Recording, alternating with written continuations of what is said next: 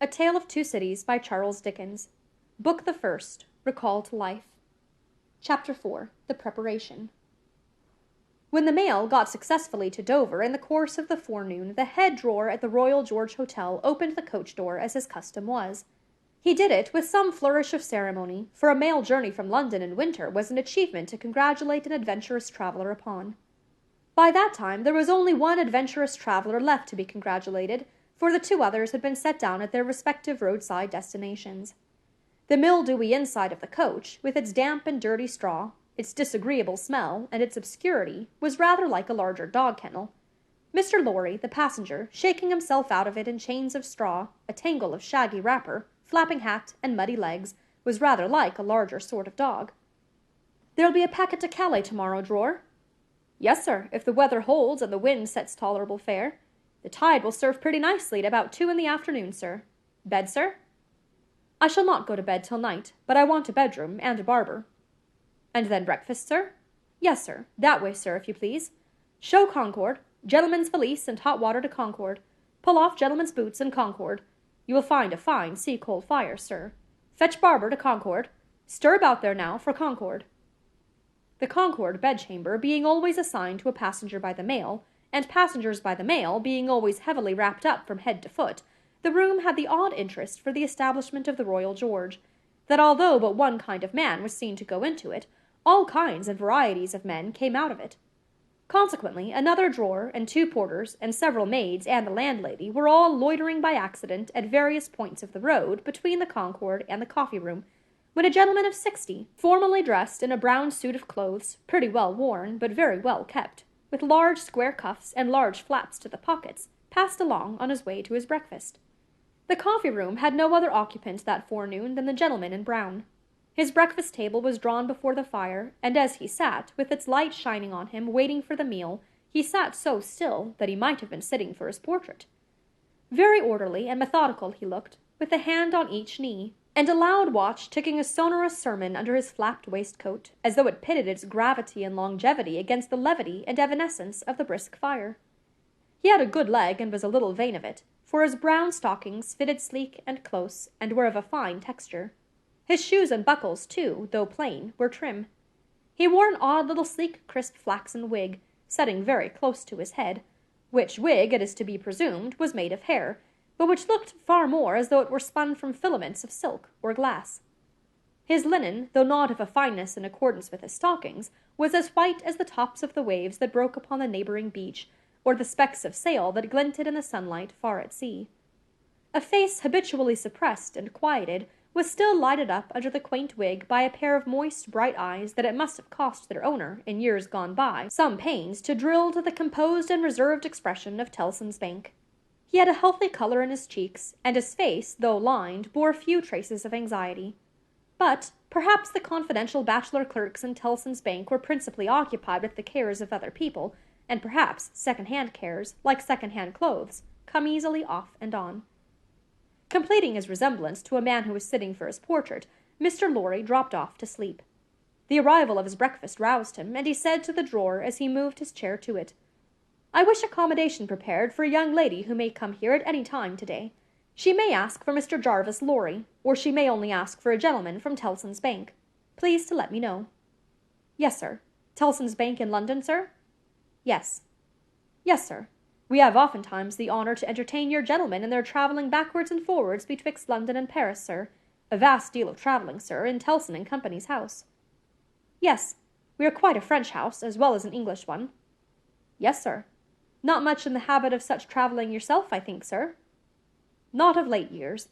It is 15 years since I came last from France." "Indeed, sir? That was before my time here, sir.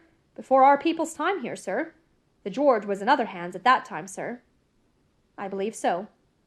But I would hold a pretty wager, sir, that a house like Tellson and Company was flourishing a matter of 50, not to speak of 15 years ago."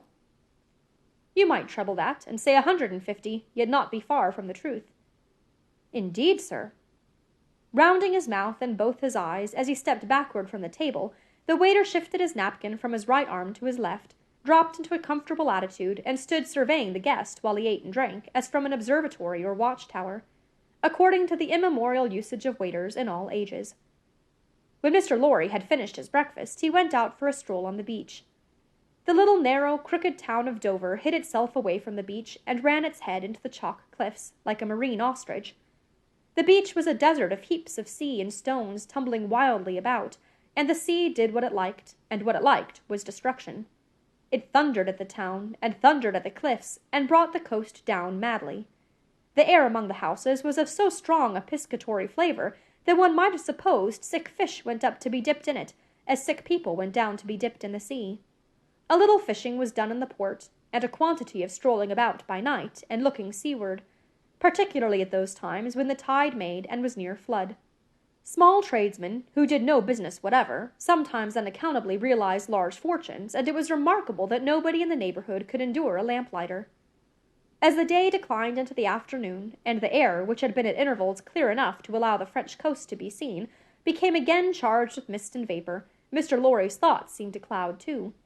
When it was dark, and he sat before the coffee-room fire awaiting his dinner as he had awaited his breakfast, his mind was busily digging in the live red coals. A bottle of good claret after dinner does a digger in the red coals no harm, otherwise than as it has a tendency to throw him out of work. Mr. Lorry had been idle a long time, and had just poured out his last glassful of wine, with as complete an appearance of satisfaction as is ever to be found in an elderly gentleman of a fresh complexion who has got to the end of a bottle, when a rattling of wheels came up the narrow street, and rumbled into the inn-yard. He set down his glass, untouched. "This is Mamselle," said he. In a very few minutes the waiter came in to announce that Miss Manette had arrived from London, and would be happy to see the gentleman from Tellson's. So soon? Miss Manette had taken some refreshment on the road, and required none then, and was extremely anxious to see the gentleman from Tellson's immediately, if it suited his pleasure and convenience. The gentleman from Tellson's had nothing left for it but to empty his glass with an air of stolid desperation, settle his odd little flaxen wig at the ears, and follow the waiter to Miss Manette's apartment. It was a large, dark room, furnished in a funereal manner with black horsehair, and loaded with heavy, dark tables. These had been oiled and oiled, until the 2 tall candles on the table in the middle of the room were gloomily reflected on every leaf, as if they were buried in deep graves of black mahogany, and no light to speak of could be expected from them until they were dug out. The obscurity was so difficult to penetrate that Mr. Lorry, picking his way over the well-worn Turkey carpet, supposed Miss Manette to be, for the moment, in some adjacent room, until, having got past the 2 tall candles, he saw standing to receive him by the table between them and the fire, a young lady, of not more than 17, in a riding-cloak, and still holding her straw travelling hat by its ribbon in her hand. As his eyes rested on a short, slight, pretty figure, a quantity of golden hair, a pair of blue eyes that met his own with an inquiring look, and a forehead with a singular capacity, remembering how young and smooth it was, of rifting and knitting itself into an expression that was not quite one of perplexity, or wonder, or alarm, or merely of a bright fixed attention, though it included all the 4 expressions. As his eyes rested on these things, a sudden vivid likeness passed before him, of a child whom he had held in his arms on the passage across that very channel one cold time, when the hail drifted heavily and the sea ran high. The likeness passed away, like a breath, along the surface of the gaunt pier-glass behind her, on the frame of which a hospital procession of negro cupids, several headless and all crippled, were offering black baskets of Dead Sea fruit to black divinities of the feminine gender, and he made his formal bow to Miss Manette. "Pray take a seat, sir," in a very clear and pleasant young voice, a little foreign in its accent, but a very little indeed. "I kiss your hand, miss," said Mr. Lorry, with the manners of an earlier date, as he made his formal bow again, and took a seat. "I received a letter from the bank, sir, yesterday, informing me that some intelligence, or discovery—" "The word is not material, miss. Either word will do." "Respecting the small property of my poor father, whom I never saw, so long dead." Mr. Lorry moved in his chair, and cast a troubled look towards the hospital procession of negro cupids, as if they had any help for anybody in their absurd baskets. "Rendered it necessary that I should go to Paris, there to communicate with a gentleman of the bank, so good as to be dispatched to Paris for the purpose." "Myself." "As I was prepared to hear, sir." She curtsied to him. Young ladies made curtsies in those days, with a pretty desire to convey to him that she felt how much older and wiser he was than she. He made her another bow. I replied to the bank, sir, that as it was considered necessary, by those who know and who are so kind as to advise me, that I should go to France, and that as I am an orphan, and have no friend who could go with me, I should esteem it highly if I might be permitted to place myself, during the journey, under that worthy gentleman's protection. The gentleman had left London, but I think a messenger was sent after him to beg the favour of his waiting for me here. I was happy, said Mr. Lorry, to be entrusted with the charge. I shall be more happy to execute it. Sir, I thank you indeed. I thank you very gratefully. It was told me by the bank that the gentleman would explain to me the details of the business, and that I must prepare myself to find them of a surprising nature. I have done my best to prepare myself, and I naturally have a strong and eager interest to know what they are. Naturally, said Mr. Lorry. Yes, After a pause, he added, again settling the crisp flaxen wig at the ears, it is very difficult to begin. He did not begin, but, in his indecision, met her glance. The young forehead lifted itself into that singular expression, but it was pretty and characteristic besides being singular, and she raised her hand, as if with an involuntary action she caught it, or stayed some passing shadow. Are you quite a stranger to me, sir? Am I not? Mr. Lorry opened his hands and extended them outwards with an argumentative smile. Between the eyebrows, and just over the little feminine nose, the line of which was as delicate and fine as it was possible to be, the expression deepened itself as she took her seat thoughtfully in the chair by which she had hitherto remained standing.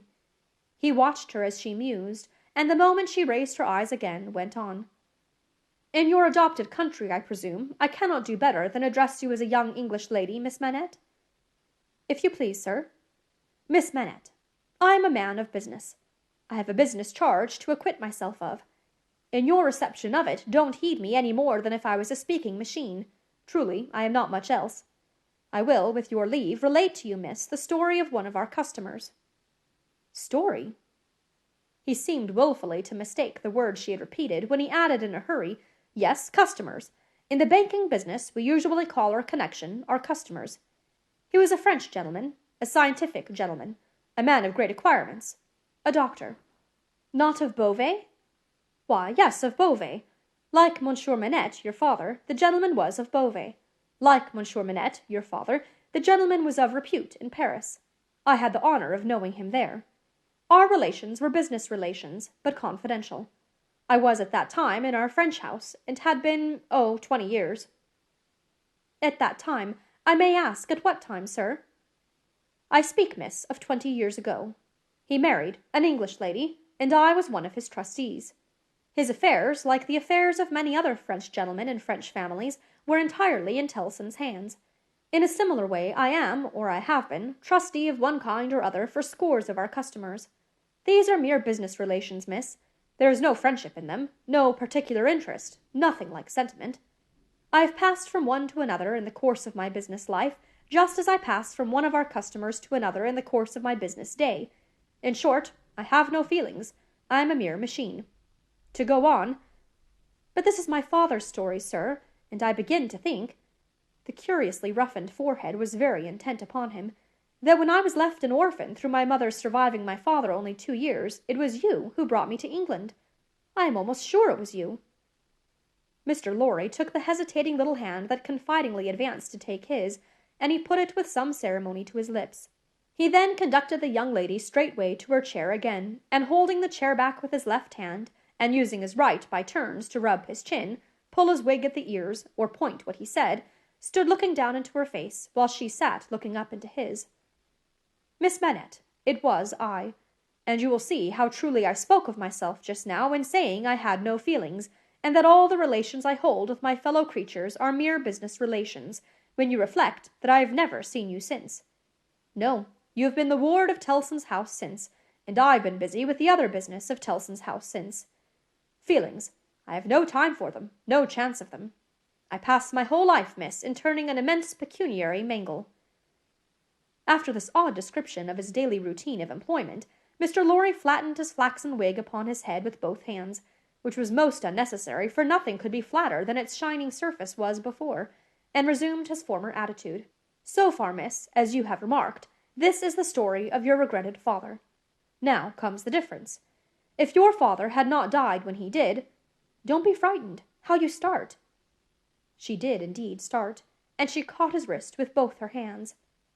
"Pray," said Mr. Lorry, in a soothing tone, bringing his left hand from the back of the chair to lay it on the supplicatory fingers that clasped him in so violent a tremble, "pray control your agitation. A matter of business.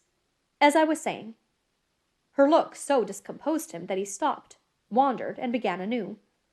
"As I was saying, if Monsieur Manette had not died, if he had suddenly and silently disappeared, if he had been spirited away, if it had not been difficult to guess to what dreadful place, though no art could trace him, if he had an enemy in some compatriot who could exercise a privilege that I in my own time have known the boldest people afraid to speak of in a whisper, across the water there, for instance, the privilege of filling up blank forms for the consignment of anyone to the oblivion of a prison for any length of time, if his wife had implored the king, the queen, the court, the clergy for any tidings of him, and all quite in vain, then the history of your father would have been the history of this unfortunate gentleman, the doctor of Beauvais."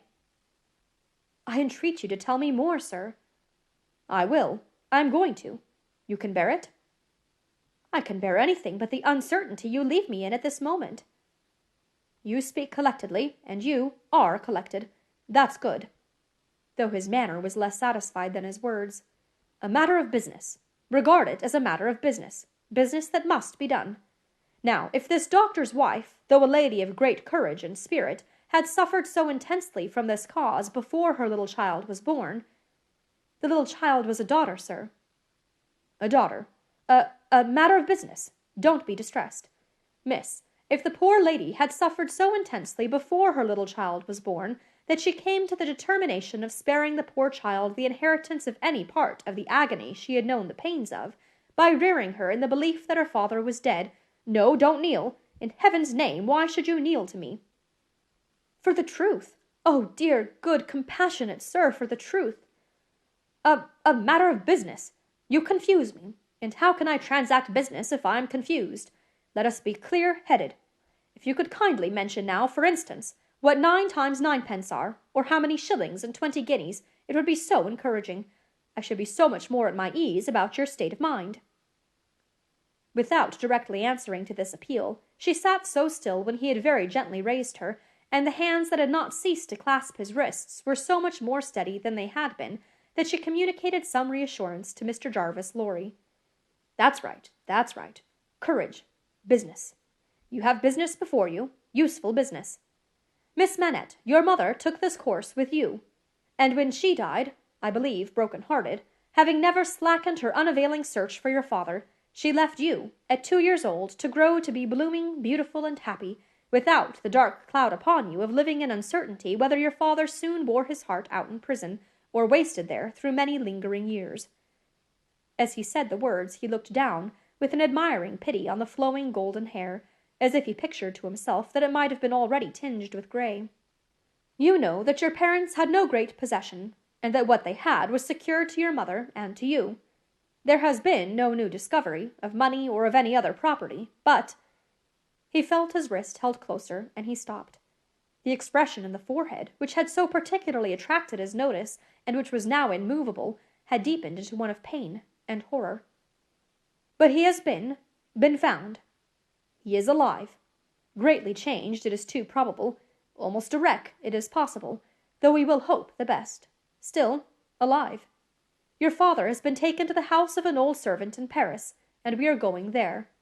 I, to identify him if I can; you, to restore him to life, love, duty, rest, comfort."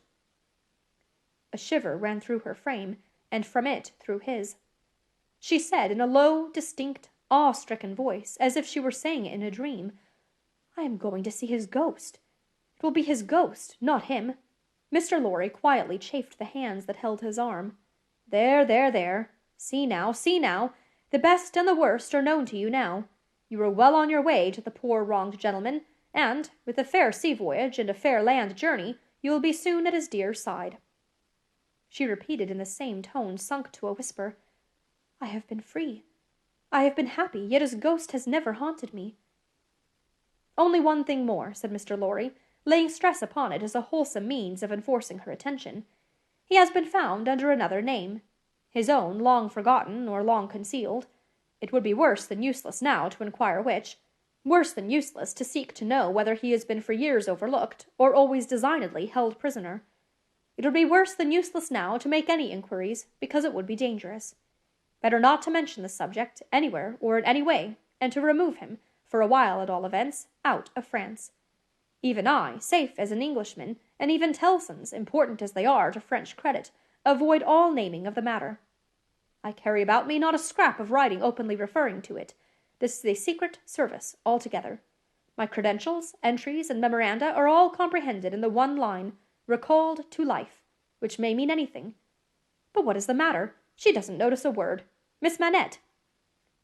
Perfectly still and silent, and not even fallen back in her chair, she sat under his hand, utterly insensible, with her eyes open and fixed upon him, and with that last expression looking as if it were carved or branded into her forehead.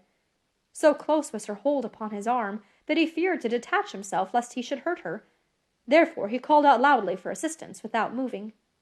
A wild-looking woman, whom even in his agitation Mr. Lorry observed to be all of a red color, and to have red hair, and to be dressed in some extraordinary tight-fitting fashion, and to have on her head a most wonderful bonnet like a grenadier wooden measure, and good measure too, or a great Stilton cheese, came running into the room in advance of the inn-servants, and soon settled the question of his detachment from the poor young lady, by laying a brawny hand upon his chest, and sending him flying back against the nearest wall. "I really think this must be a man," was Mr. Lorry's breathless reflection, simultaneously with his coming against the wall. "Why, look at you," bawled this figure, addressing the inn-servants. "Why don't you go and fetch things, instead of standing there staring at me? I am not so much to look at, am I? Why don't you go and fetch things? I'll let you know if you don't bring smelling salts, cold water, and vinegar, quick, I will." There was an immediate dispersal for these restoratives, and she softly laid the patient on a sofa, and tended her with great skill and gentleness, calling her "my precious" and "my bird," and spreading her golden hair aside over her shoulders with great pride and care. "And you and Brown," she said, indignantly turning to Mr. Lorry, "couldn't you tell her what you had to tell her without frightening her to death? Look at her, with her pretty pale face and her cold hands. Do you call that being a banker?" Mr. Lorry was so exceedingly disconcerted by a question so hard to answer that he could only look on at a distance with much feebler sympathy and humility, while the strong woman, having banished the inn-servants under the mysterious penalty of letting them know something not mentioned if they stayed there, staring, recovered her charge by a regular series of gradations, and coaxed her to lay her drooping head upon her shoulder. "I hope she will do well now," said Mr. Lorry. "No thanks to you and Brown if she does. My darling pretty." "I hope," said Mr. Lorry, after another pause of feeble sympathy and humility, "that you accompany Miss Manette to France?" "A likely thing, too," replied the strong woman. "If it was ever intended that I should go across salt water, do you suppose Providence would have cast my lot in an island?" This being another question hard to answer, Mr. Jarvis Lorry withdrew to consider it.